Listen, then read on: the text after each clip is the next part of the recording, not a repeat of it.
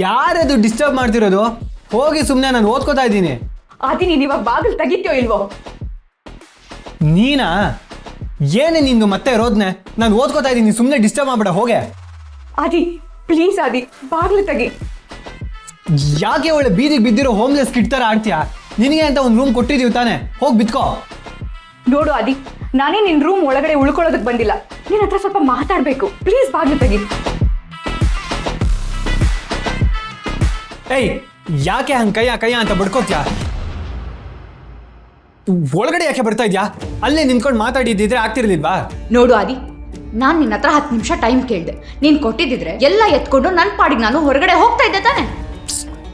ನೋಡು, ಟೈಮು ತುಂಬ ಪ್ರೆಷಿಯಸ್ಸು. 10 ನಿಮಿಷದಲ್ಲಿ ಆಗೋ ಕೆಲಸನ ನಾನು 2 ನಿಮಿಷದಲ್ಲಿ ಮುಗಿಸಿದ್ದೀನಿ. ನೀನು ನನಗೆ ಥ್ಯಾಂಕ್ಸ್ ಹೇಳಬೇಕು. ಯಾಕೆ? ನನ್ನ ಫೋನ್ ಹೊಡೆದಾಕ್ತಿಲ್ಲ ಅದಕ್ಕ? ಏನ? ನಾನು ನಿನ್ನ ಫೋನ್ನ ಹೊಡೆದಾಕದ್ನಾ? ಯಾವಾಗ? ಏನು ಗೊತ್ತಿಲ್ದಿರೋ ಥರ ನಾಟಕ ಆಡ್ಬೇಡ ಆದಿ. ಬೇಕು ಅಂತಾನೆ ನನ್ನ ಫೋನ್ನ ಹೊರಗಡೆ ಬಿಸಾಕಿ ಹೊಡೆದಾಕ್ದೆ ತಾನೆ? ಹ್ಞೂ ಕಣೆ, ನಾನು ಬೇಕು ಅಂತಾನೆ ನಿನ್ನ ಫೋನ್ನ ಹೊರಗಡೆ ಬಿಸಾಕ್ದೆ. ಆದರೆ ನಿನ್ನ ಫೋನ್ನ ನಾನು ಹೊಡೆದಾಕ್ಲಿಲ್ಲ. ಅದು ಹೊಡೆದೋದ್ರೆ ನಾನೇನು ಮಾಡೋಕ್ಕಾಗುತ್ತೆ? ಬೇಜವಾಬ್ದಾರಿ ಮಾತಾಡ್ಬೇಡ ಆದಿ. ಯಾರು? ನಾನಾ? ನಿನ್ನ ವಸ್ತುಗಳನ್ನ ಜೋಪಾನವಾಗಿ ಇಟ್ಕೋಬೇಕಾಗಿರೋ ಜವಾಬ್ದಾರಿ ನಿಂದು. ನಿಮ್ಮ ಅಣ್ಣ ಜಾಗ ಖಾಲಿ ಮಾಡ್ತಿದ್ದಂಗೆ ನೀನು ನಿನ್ನ ವಸ್ತುಗಳನ್ನ ಜವಾಬ್ದಾರಿಯಿಂದ ತಗೊಂಡು ಹೋಗ್ಬೇಕಾಗಿತ್ತು. ಬೇಜವಾಬ್ದಾರಿತನ ನಂದಲ್ಲ, ನಿಂದು. ನೀನ್ ತಪ್ಪು ಮಾಡಿ ಅದನ್ನ ನನ್ನ ತಲೆ ಕಟ್ಬೇಡ ಆದಿ. ಏನ ತಪ್ಪ? ಹಕ್ಕಿ ಗೂಡ್ಗೆ ಹಾವು ಬಂದು ಸೇರ್ಕೊಂಡಂಗೆ ಸೇರ್ಕೊಂಡಿದ್ದಿದ್ದು ನೀನು. ತಪ್ಪು ಕೂಡ ನಿಂದೆ. ಏನೋ ಆಫ್ಟರ್ ಆಲ್ ಒಂದು ಫೋನ್ ಹೊಡೆದಾಕಿರೋದಕ್ಕೆ ನಿನ್ನ ತಲೆನೇ ಹೊಡೆದಾಕಿದ್ದೀನಿ ಅನ್ನೋ ಥರ ಆಡ್ತೀಯ. ಆ ಫೋನ್ಗೆ ಎಷ್ಟು ದುಡ್ಡು ಹೇಳು, ಬಿಸಾಕ್ತೀನಿ, ಹೋಗಿ ತಗೋ. ಎಲ್ಲನೂ ದುಡ್ಡಿಂದನೇ ಅಳಿಬೇಡ ಆದಿ.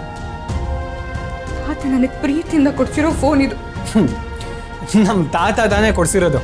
ಏನೋ ಇವರಪ್ಪ ಕಷ್ಟಪಟ್ಟು ದುಡ್ದು ಕೊಡ್ಸಿರೋ ಥರ ಆಡ್ತಾಳೆ. ಒಂದು ಫೋನ್ಗೆ ಇಷ್ಟೊಂದು ಎಮೋಷ್ನಲ್ ಡ್ರಾಮಾ ಬೇಕಾ? ನಾನೇ ಒಂದು ಫೋನ್ ತಂದ್ಕೊಡ್ತೀನಿ, ಇಟ್ಕೊಂಡು ಮಜಾ ಮಾಡಿ ಹೋಗೆ.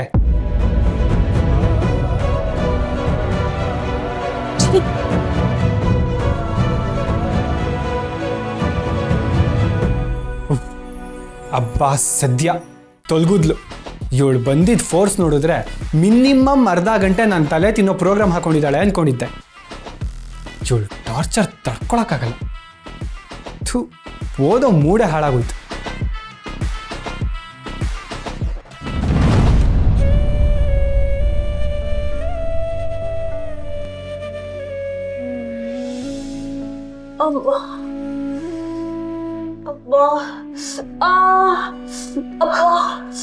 ಕುಮುದ, ಈ ನೋವಿಟ್ಕೊಂಡು ನೀನು ಯಾಕಮ್ಮ ಬರೋಕ್ಕೆ ಹೋದೆ? ಅದಕ್ಕೆ ಸ್ವಲ್ಪ ರೆಸ್ಟ್ ಕೊಟ್ಟು ನಿದ್ದೆ ಮಾಡೋಕ್ಕಾಗ್ತಿರ್ಲಿಲ್ವಾ? ಯಾಕೋ ನಿದ್ರೆನೇ ಬರ್ತಿಲ್ಲ ಅದಕ್ಕೆ. ತುಂಬ ನೋವಾಗ್ತಾ ಇದೆಯಾ ಕುಮುದ? ಇನ್ನೊಂದು ಸ್ವಲ್ಪ ಮುಲಾಮ್ ಹಚ್ಕೋಬೇಕಾಗಿತ್ತು. ಅಯ್ಯೋ ಅದಕ್ಕೆ ಈ ಕೈ ನೋವು ಜೊತೆಗೆ ಕಾಲು ನೋವೇನೂ ಶುರು ಆಗಿದೆ. ಆದರೆ ನಿದ್ರೆ ಬರ್ದಿರೋದಕ್ಕೆ ಕಾರಣ ಇದಲ್ಲ. ಅದಕ್ಕೆ ಏನೇನೋ ಯೋಚನೆ. ನಾಳೆ ಅಡುಗೆ ಮಾಡೋದು ಯಾರು? ಬೆಳಗ್ಗೆ ಕಸ ಗುಡಿಸಿ ಸಾರಿಸೋರು ಯಾರು ಅನ್ನೋದೇ ನಿನಗೆ ದೊಡ್ಡ ಚಿಂತೆ ಅಲ್ವಾ? ಅದನ್ನು ನಾನು ಚಂದ್ರಿ ಮಾಡ್ಕೋತೀವಿ ಬಿಡೆ. ಅಯ್ಯ, ಅದಕ್ಕೆಲ್ಲ ನಾನು ಯೋಚನೆ ಮಾಡ್ತೀನಾ? ಮತ್ತಿನ್ನೇನೆ ಕುಮುದ?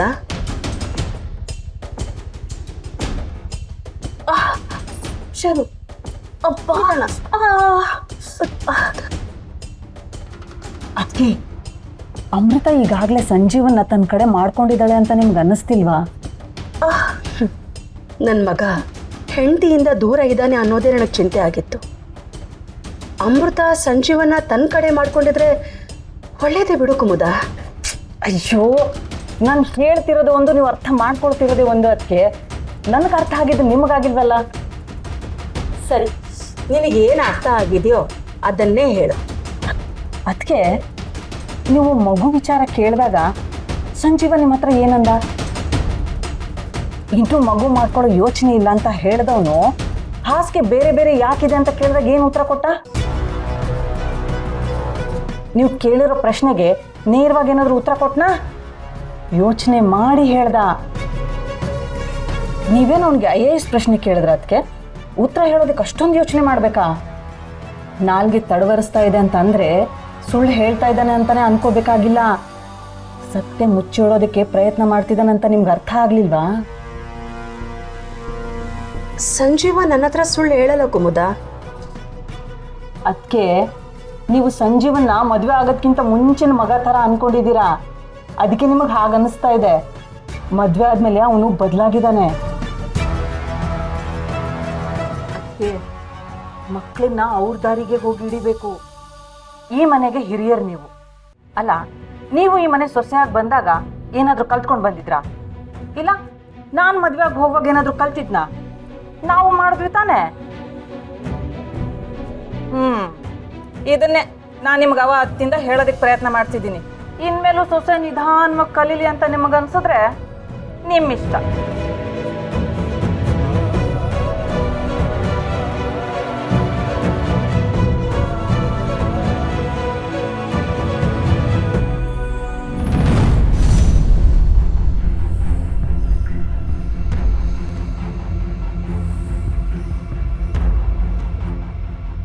ಅಪ್ಪ ಯಾಕಿನ್ನೂ ಮಲಗಿಲ್ಲ? ಏನಿಲ್ಲ, ನಿದ್ದೆ ಬರಲಿಲ್ಲ ಕಣಪ್ಪ, ಹಾಗೆ ಸುಮ್ಮನೆ. ಯಾಕಪ್ಪ ಏನಾಯ್ತು? ಡಾಕ್ಟ್ರಿಗೆ ಏನಾದರೂ ಕಾಲ್ ಮಾಡ್ಲಾ? ಇಲ್ಲ ಇಲ್ಲ, ಆ ಥರ ಎಲ್ಲ ಏನಿಲ್ಲ, ನಾನು ಆರಾಮಾಗಿ ಇದ್ದೀನಿ. ಮತ್ತೆ ಇಷ್ಟೊತ್ತನ್ನು ಮಲ್ಕೊಡೋದು ಬಿಟ್ಟು ಹೀಗೆ ಓಡಾಡ್ತಾ ಇದ್ರೆ ನಮ್ಗೆ ಆತಂಕ ಆಗಲ್ವಾ? ಏನೋ ಏನೋ ಒಂಥರ ಯೋಚನೆ ಕಣಪ್ಪ, ನಿದ್ದೆ ಬರ್ತಾ ಇಲ್ಲ.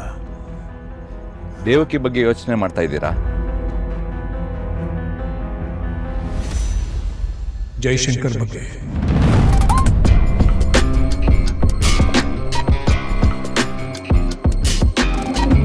ಇಷ್ಟು ವರ್ಷ ಎಲ್ಲಿದ್ದ ಅವನು?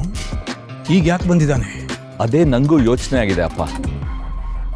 ದೇವಕಿ ಹೇಗೋ ಹಳೇದೆಲ್ಲ ಮರೆತು ಬಿಸ್ನೆಸ್ ಅದು ಇದು ಅಂತ ನೋಡ್ಕೊಂಡಿದ್ಲು. ಜೂನ್ ಬಂದು ಹಳೆ ಗಾಯನ ಕೆದಕ್ತಿದ್ದಾನೆ. ಅವನ ಉದ್ದೇಶ ಏನು ಅನ್ನೋದೇ ಅರ್ಥ ಆಗ್ತಾ ಇಲ್ಲ. ಹೇಗಿದ್ದವನು ಹೇಗೆ ಬದಲಾಗಿದ್ದಾನೆ?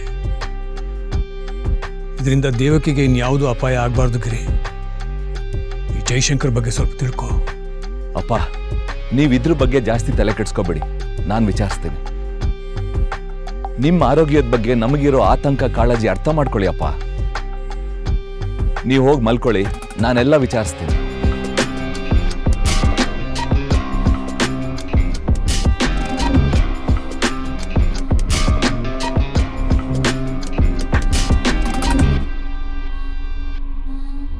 ಅವರಾಗೆ ಕೇಳಿದಾಗ ಸತ್ಯ ಹೇಳ್ಬೋದಿತ್ತಲ್ಲ ಸಂಜೀವ್ ಅವರೇ.